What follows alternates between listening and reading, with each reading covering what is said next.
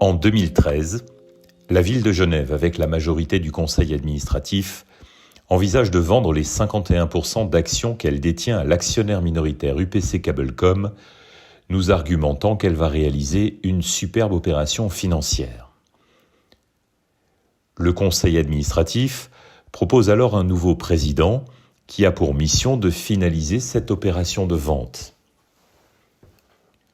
Albert Knechtly s'oppose fermement à cette décision et décide donc de rencontrer à plusieurs reprises la magistrate chargée alors du dossier et son adjoint de direction, qui était un ancien employé de la société UPC Cablecom, qui est retourné dans son entreprise après le vote du 9 février 2014, chercher l'erreur, pour leur signifier que c'est une faute politique magistrale. À part le conseiller administratif Rémi Pagani, personne n'écoute Albert Knechtly, à l'époque, puisque la ville de Genève pensait faire une bonne affaire et encaisser 57 millions de francs, alors qu'un audit qu'Albert Knechtly avait sollicité avec Anthony Mayer, ancien directeur général de Naxos, laissait apparaître que la société valait alors à cette époque près de 90 millions de francs.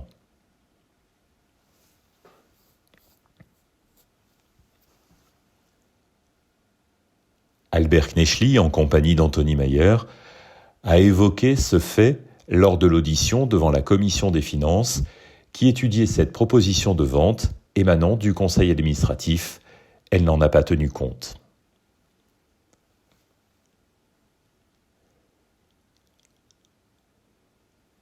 L'extrême gauche et les syndicats lancent un référendum contre cette décision et la population de la ville vote finalement le 9 février 2014 la décision de garder son téléréseau.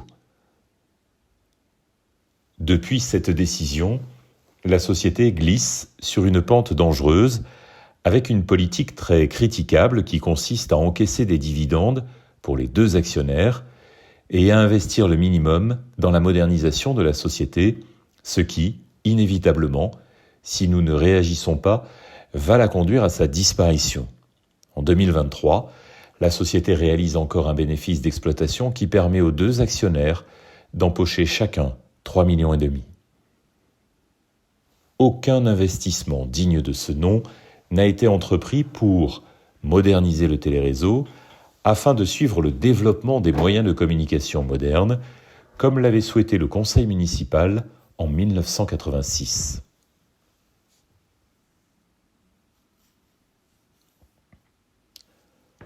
Environ 60 millions de dividendes ont été produits pendant toutes ces années. La ville de Genève a encaissé près de 30 millions. Cablecom, UPC et maintenant Sunrise ont largement récupéré leur investissement pour entrer au capital de la société. Pour une entreprise que l'on présentait comme moribonde en 2013, ce n'est pas si mal. Juste la moitié du prix de vente de 2014. En 2020, un nouveau conseil municipal, où la gauche est majoritaire, est mis en place de Genève et une nouvelle délégation est composée au conseil d'administration de Naxos. Albert Knechtly place donc beaucoup d'espoir dans cette nouvelle donne concernant l'avenir de Naxos. Après 3 ans, force est de constater que rien ne change dans la politique du conseil d'administration de Naxos et que la société glisse gentiment vers sa disparition.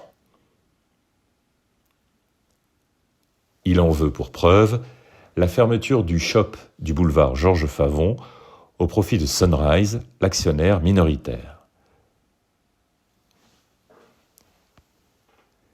Cela paraît éminemment grave et quelle désolante image donnait la population de notre ville et au personnel de la société.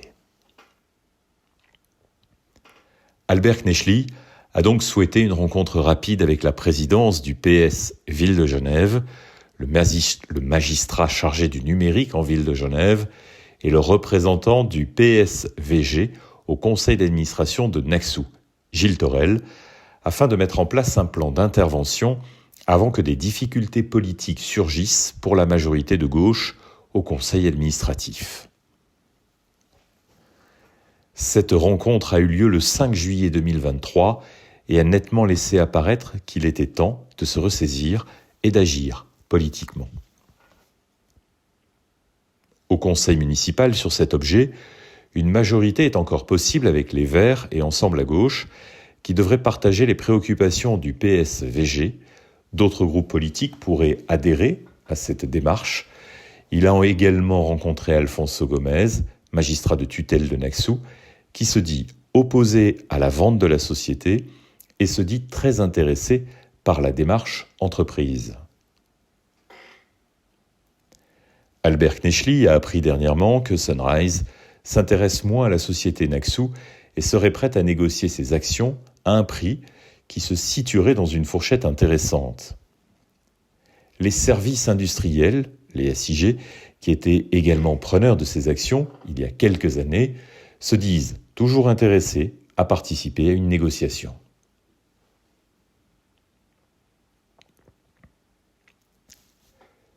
Depuis la création de la société Télé-Genève, Naxos a généré près de 90 millions de dividendes, donc la moitié au bénéfice de la ville de Genève, et ces derniers devraient être consacrés à la modernisation de cette société de par la volonté du conseil municipal lors de sa création en 1986.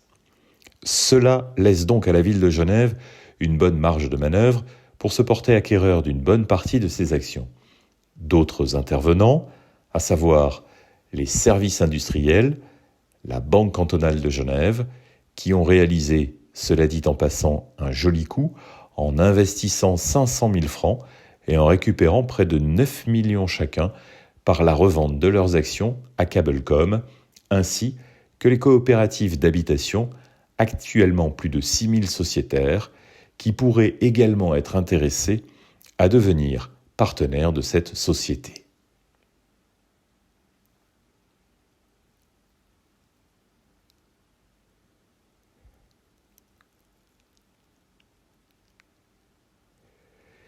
Pour conclure, je vous livre la réflexion de l'écologiste Isabelle Pasquier, ancienne conseillère nationale verte, réflexion que je partage et qui prône, elle aussi, un changement de paradigme à la veille de passer de la 5G à la 6G, mais dans une autre direction.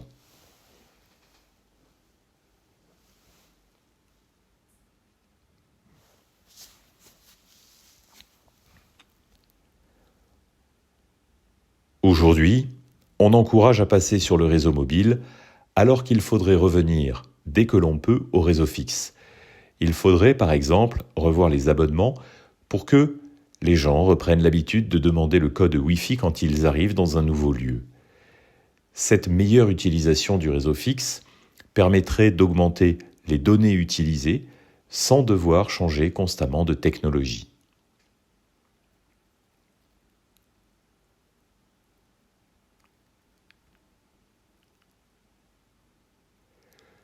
Le 12 septembre dernier, après la lecture du rapport de représentants au conseil d'administration de Naxos et une présentation du président du PSVG, Manuel Zwising, avec pour objet les enjeux politiques des réseaux physiques, des flux de communication, la discussion fut riche et alimentera nos élus en ville de Genève pour proposer des actions concrètes visant à diminuer l'impact carbone de notre utilisation d'Internet, tout en élargissant l'accès à ce réseau de communication essentiel.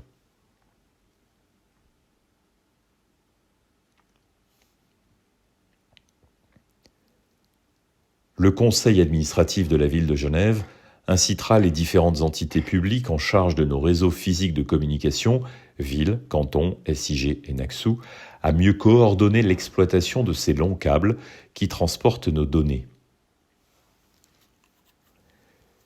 Il proposera d'étendre l'accès Wi-Fi gratuit, ville de Genève, disponible dans les parcs et les bâtiments administratifs, aux immeubles en main publique, en particulier ceux destinés aux logements sociaux.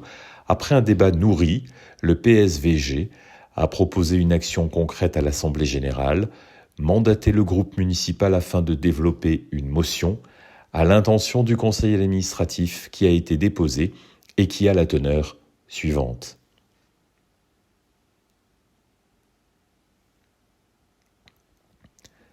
Un accès à Internet plus durable, pour toutes et tous.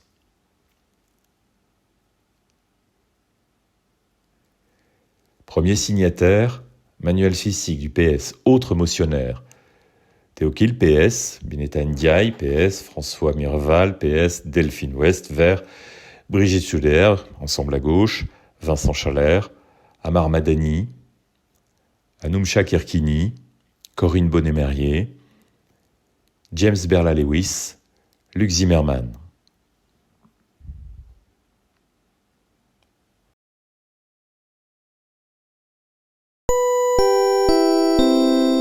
Projet de motion, considérant l'existence de plusieurs réseaux de câbles et de fibres optiques sur le territoire de la ville de Genève, dont l'objectif commun est d'assurer la transmission des données à haut débit, la gestion par des acteurs publics ou semi-publics de ces réseaux, administration municipale et cantonale, SIG et NAXU SA, la nécessité de diminuer l'empreinte carbone des infrastructures numériques, la sous-utilisation d'une partie de ces infrastructures, la connexion d'environ 50 000 logements au réseau de la société NAXU SA, elle-même détenue majoritairement par la ville de Genève, la nécessité d'offrir un accès Internet à celles et ceux qui n'ont pas les moyens de payer plusieurs centaines de francs par année, l'existence en ville de Genève d'un réseau Ville-Genève qui compte plus de 635 points d'accès Wi-Fi publics et gratuits répartis sur 78 sites.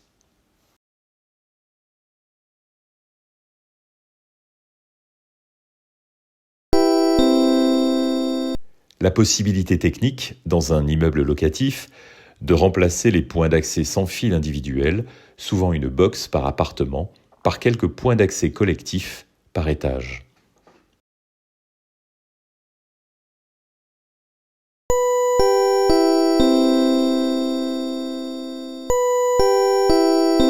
Le conseil municipal invite le conseil administratif à se coordonner avec les différents acteurs en charge des réseaux de câbles afin d'en assurer un déploiement homogène, en ligne avec les exigences de durabilité et de sobriété posées par le plan climat de la ville de Genève.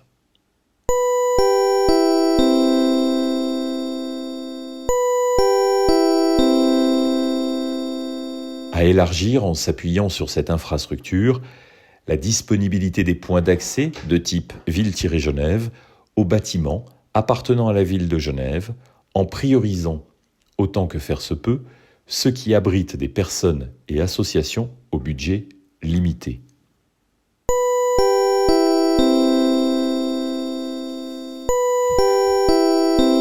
À envisager rapidement des négociations en collaboration avec les SIG ou tout autre partenaire défendant des objectifs d'intérêt public visant au rachat de ces actions de l'actionnaire minoritaire de NAXU SA afin de soutenir une politique du numérique pour toutes et tous en ville de Genève.